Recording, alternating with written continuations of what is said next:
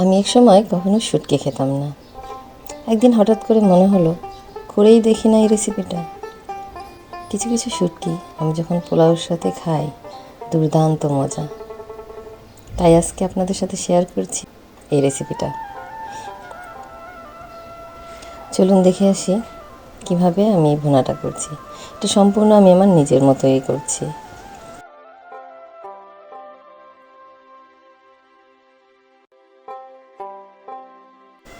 এখানে আমি কিছু ছুরি শুটকি নিলাম। এগুলো আমি কড়াইয়ে তেলে 2 ঘন্টা গরম পানিতে ভিজিয়ে রেখেছিলাম। এখন এর কাঁটাগুলো সুন্দর করে বেছে নিব। হাত দিয়ে কাঁটাগুলো সব বেছে নিয়ে তারপর আমি একটা শিলপাটায় থেতলে নেব।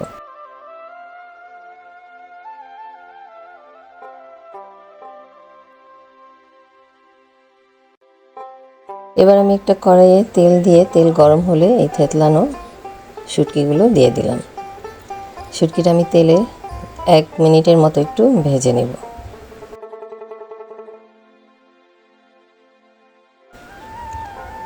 এখন এর মধ্যে দিয়ে দিব ভরা ভরা 1 চামচ রসুন বাটা,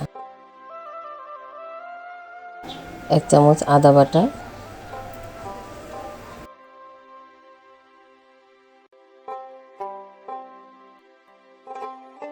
মরিচ বাটা। আমি মরিচগুলো ভিজিয়ে রেখে তারপর ব্লেন্ডারে হালকা ব্লেন্ড করে নিয়েছি, একদম মিহি ব্লেন্ড করে নিই। দিলাম 1 চামচ ধনিয়ার গুঁড়া আর লবণ।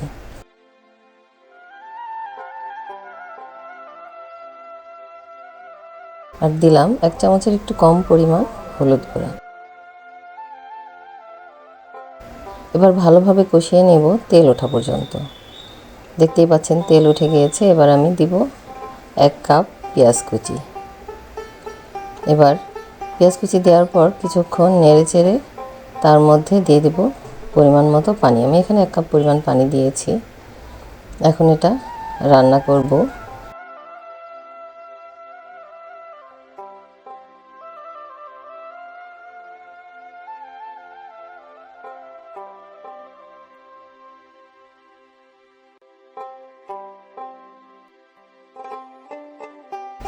এটা ভালোভাবে রান্না হয়ে গিয়েছে। আমি পেঁয়াজগুলো একদম গলাবো না, আমার একটু আস্তে আস্তে পেঁয়াজ থাকলে ভালো লাগে, তবে পানিটা একেবারে শুকিয়ে ফেলবো।